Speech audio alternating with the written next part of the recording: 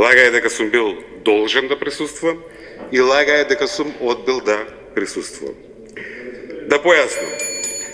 По деловникот на собранието, член 121, на седница на работно тело, каде не се разгледува закон или предлог, закон може, но не мора да присуствува владениот представник.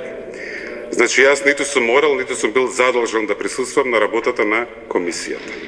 Но и јавноста и моите колеги, дури и овие кои стојат зад интерпелацијата, добро знаат дека јас почитувам институции, имам посебен пиетет кон собранието и никогаш не бегам од дебата. Иако, да бидам искрен, дебатата околу тоа дали македонскиот идентитет е и треба да биде нашата црвена линија, ја сметам за безсмислена. Се разбира дека е и ќе остане да биде за секогаш. Токму затоа и покрај тоа што немам обврска, јас апсолутно одбив учество. Мојот кабинет стапи во контакт со службите на комисијата за да ја потврди мојата подготвеност за онлайн учество и покрај фактот дека од моментот на пристигнувањето на поканата до почетокот на седницата немаше ниту 24 часа. Повторувам, поканата за учество на комисијата во двата наврата пристигна попладне за присуство утредната сабајле. Значи не со заемен договор, не со најава од 8 дена, не со најава од 3 дена, не со најава 24 часа, туку со најава од помалку од 16 часа пред почетокот на седницата. Во тој рок ниту може да се разгледа агенда, ниту да се подготват анализи, ниту материјали за седницата, да не зборуваме за фактот за чистиот аматеризам во постапката. Председателот на комисијата замисли да не може да организира ни покана на времено да достави, односно целосно потврла во својата работа, а очекува министрите да му се на располагање во секое време да учествуваат во еден панаѓур на некомпетентност. Значи тука очигледно е дека намерата не била да се одржи суштествена дебата, туку да се купат неколку минути и редови ефтина медиумска кампања. Ви препорачувам следниот пат кога ќе ме поканите или кога ќе сакате да измислите причини за критика, прво малку подобро да ја одработите својата работа пред да сакате да зборувате за мојата. Но како што споменав, прифатив да учествувам со сугестија седницата да се одржи дигитално. Оваа сугестија беше поради фактот што во тој период имавме интензивни разговори со германското председателство со Советот на ЕУ и со Софија. Мојата здравствена внимателност не беше за себе, туку за мојата одговорност да можем да патувам имајќи негативен тест. Затоа предложив дигитален формат. Не е моја вина што председателот на комисијата, кој очигледно не е способен да достави на време на покана, ниту пак е способен да обезбеди елементарни услови за дигитална работа во услови пандемија, макар и неформална, со оглед на деловникот, кога целиот свет така функционира, е несреќен што во тие клучни моменти одлучив наместо да бидам маскота за нечиј политички маркетинг, да се посветам на заштита на националните интереси, меѓу другото токму околу македонскиот идентитет. За жал немам време, а уште помалку желба да учествувам во театар на картони, зашто признавам му нема рамен, во способноста да прави циркус од државните интереси, особено во собранието. За таков театар не сум употребен јас, тоа одлично го тера и без мене. Втората причина, наведена во ова небулозно писмо, е врв на апсурдот. Иако на првите две интерпелации во минатиот мандат им пристапив со должна сериозност, на оваа третава не можем, а да не и придам со индигнација. Токму затоа и не одговорив на писмено. Зашто сум обвинен? Што не испорачав преговори по секоја цена? По цена на македонскиот јазик? Дали, дами и господа, можеби тоа го сакавте, за да можете да ја пласирате тезата за предавство на националните интереси. Отивака таа теза не поминува. Тоа, ако го барате од мене, веднаш да ви кажем, тогаш нема да го испорачам. Среќа не се сетивте да и поднесете интерпелација на Европската комисија за тоа како се дрзнале на оваа влада да ја дадат безусловна препорака, или пак на Европскиот совет за зеленото светло без услови за почеток на преговорите. Бидејќи за нивните зборови и за нивните одлуки се работи. Или пак мене ме обвинувате што соседна Бугарија го прекрши членот 2 од договорот, што беше не до крај коректно цитиран, каде се обврза да ни помага во евроинтеграциите. Блокирањето не е помагање. Или пак ме обвинувате за самиот договор, од типа од кај нив слушаме гласови дека тој треба да се измени. Наку со фактите, договорот за пријателство со Софија, европските лидери и САД во еден глас го оценија како инспирација за регионот и голем чекор кон неу за нашата Македонија, Северна Македонија. Во март 2020 Европскиот совет ни даде безусловно зелено светло за почеток на пристапни преговори. Председателката на Европската комисија Урсула фон дер Лејен при тоа кажа дека ЕУ ги исполнува своите ветувања, за во септември во незиното годишно обраќање до Европскиот парламент да додаде одлуката беше историски чекор. Во ноември по клучниот совет за општи работи со кој преседаваше германскиот министер за Европа Михаел Рот, тој изрази огромна разочареност од бугарската блокада, дека тоа е горчлив удар за европските политики кон Балканот и дека сите земји членки освен Бугарија ја поддржале преговарачката рамка за Северна Македонија. И сега кој кого манипулира? Јас кој доследно ги презентирам на одите од ЕУ, секогаш до детали прецизен и за квалификациите, и за одлуките и заклучоците, оценките на извештаите, акцентирајќи ги и областите кон кои каде треба да правиме напредок, или вие со очигледно елементарно непознавање на процесите, но со неизмерна желба за лоши вести за нашата земја, и еве уште едно признание за вас, со безпрекорна умешност да бидете први во лажното известување на јавноста за некаков си имагинативен пораз за кој ги каните на заедничка прослава. Ние ги земаме жешките костени в раце, вие се радувате на секоја можна изгореница. Тука има неколку клучни поенти. Прво ќе ве упатам на подпишаните договори кои ги спорите. Во нив јасно стои дека подписниците се обрзуваат да помогнат, а не да го блокираат нашиот пат кон ЕУ и НАТО. Моја работа е да ги преговарам и направам договорите да бидат во најдобар можен интерес за нашата држава. Јас не сум одговорен ако некоја држава одлучи да не го почитува договореното. Второ, НАТО и ЕУ се стратешка определба на над 80% од македонските граѓани. Како тоа работејќи на тие цели и остварувајќи ја едната, членство во НАТО, јас ги изневерувам или носам во заблуда.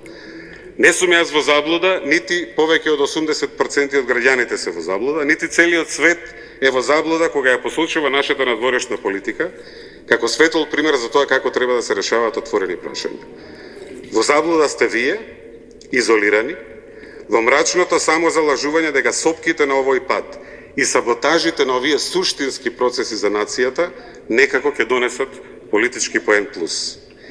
Ако навистина сакавте да го адресирате несрекниот развој на настаните кој настана од неевропското однесување на соседот, не требаше да правите токму од клучното прашање дневно политички перформанс, туку да се издигнете и заеднички да настапуваме во она што би сакал да верувам дека ни е заедничка цел. Остварување на втората стратешка цел, отпочнување пристапни преговори со ЕУ, заеднички поддржувајќи ги принципиелните позиции на земјата за кои треба да се има доблест. Наспроти тоа, вие продолживте да барате излез од вашиот внатре-партиски хаос, преку рушење на оваа влада, и тоа за позиции или одлуки на други држави или меѓународни организации. Едва чекате лоши вести, а кога ги нема, ги измислувате. Малку бе демантите од Луксембург, си рековте дајте да ги мобилизираме и Данска и Холандија, со алузија дека дискретно го поддржувале ветото на Софија. За одлуките на трети држави виновна е македонската влада, но ако случајно има добра вест од надвор, заслужни сте биле вие. Па и тоа како да не беше доволно за пасионираните колекционери на деманти на вашите зборови, најдовте начин како и Словачка и Чешка да ве прозиваат дека вие ама баш никако не сте придонеле за нивната одлука да застанат на страната на европските принципи. Не баре демантите од земјите членки ви се ордени кои ги закачувате во Белата палата, а не документиран резил од кој секој би се срамил. Ако не ја сватите сериозноста во која се доведувате и вие како личности, партијата, но и земјата, ќе останете само она што и бевте. Лажни патриоти кои за да дојдат на власт би застапувале и антимакедонски ставови, кои впрочем можеби и ги имате. Неверојатно е дека трошите подеднаква енергија за да ја одржите пизмата кон мене, како оние во другите земји во соседството, во определени фази, за кои таму бев непријател број 1. Ги имаше такви и во Грција, гледаме ги има и во Бугарија. За некој од нив сум, цитирам, поопасен од коронавирусот во контекст на нивните позиции, човек кој низ Европа ги ослабува бугарските позиции, јакнејќи ги македонските, човек кој веднаш го одби понудениот анекс. И сега кажете ми како тоа јас ги предадов македонските државни интереси, а Бугарија вели не попуштам и сум еден од главните проблеми за она што тие сакаат да го постигнат. Барате од мене одговорност за меѓувладина конференција со ЕУ, за која јавно кажав дека не треба да се одржи доколку услов е македонскиот јазик. Многу е тешко и самите да се разберете, веројатно, но додека не си ја утврдите вашата позиција, дали сум јас во право или гласови кај соседите, најубаво би било до тогаш на пресконференциите да се бавите со теми за кои имате базично познавање. Штелување на анкети, обиди за анимирање на јавноста со картони или упади на пресконференции и слични активности од ваш делокруг. Третата небулоза во вашето писмо се однесува на наводната пасивност на СЕП. Дами и господа, за да критикувате работа на една институција, постојат два основни предуслови. Да имате познавање од тоа што таа институција работи, да можете да идентификувате барем еден проект кој според вас СЕП би требало да го сработи, а не го работи. Немате абер ни од првото, ни од второто. Еве да ве прашам, кажете еден проект кој СЕП требало според вас да го спроведе, а не го спровело. СЕП не е министерство и со тоа нема автохтоно портфолио на проекти, туку координира проекти во други институции, согласно член 40б став 2 од Законот за влада. Координира подготовки за членство во ЕУ, процес на подготовка на македонската верзија на правото на ЕУ и ја координира странската помош. Координација, координација, координација. Што ви говори фактот што земјата во последниот извештај за политичките критериуми е оцената најдобра од сите земји, не само кандидати, туку и од оние кои преговараат. Со оценки од 3,35 за вкупен напредок и 2,83 за вкупна подготвеност. Најдобро од сите земји во тој извештај. Дали е тоа знак на пасивност или објективен успех? Дали е потребно да се подсетиме на тоа како изгледа извештаите во едно друго време? Како со наводната пасивност изјавите за заробена држава се претворија во изјави за светол пример. Ке ве упетам на наративите од извештаите на Европската комисија до 2016 година и потоа. Тие разлики не се нијанси или пасивен минимум напредок. Неспоредливи се. За јавноста, еве на кои активности е фокусиран СЕП во моментов. Северна Македонија првпат после 2 децении обиди има позитивна политичка одлука и нацрт преговарачка рамка. Подготвивме реформска агенда која е план за европеизација и согласно рамката од Акт 21 содржи клучни реформски приоритети идентификувани во соработка со Брисел, како демократија, владење на правото, управување со јавни финансии, реформа на јавната администрација, но и конкретни поглавја од европското законодавство кои се приоритетни за граѓаните, како животна средина, транспорт, заштита на јавно здравје и потрошувачи, конкуренција и дигитализација. За секој приоритет идентификувавме активности, надлежни институции и динамика за реализација. Со ова ние реформите од преговорите веќе ги почнуваме. Во полето на прилагодување на правото на ЕУ, кој е нашиот втор столб, направивме детална анализа на наодите и препораките од извештајот. Врз база на оваа анализа на дополната со 3600 правни акти на ЕУ, ја координиравме работата на 400 службеници од сите органи на државната управа и изготвивме ажурирана национална програма за усвојување на правото на ЕУ, која веќе овој месец прв пат од 2017 година и формално ќе биде усвоена од страна на влада. За прв пат после 10 години, една цела деценија, го оживеавме проектот за превод на правото на ЕУ на македонски јазик. Тоа што овој проект е батален уште во 2009 година, а ние сега во јануари го активиравме повторно, најдобро зборува за тоа кој и како се грижал и го негувал македонскиот јазик.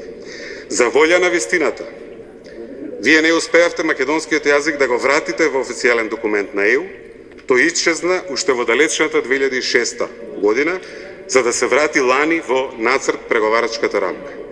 И сега, кога тој ќе ужива статус на еднаков и официјален јазик на ЕУ, по нашето членство, ние преведуваме 160.000 страници европско право на македонски јазик.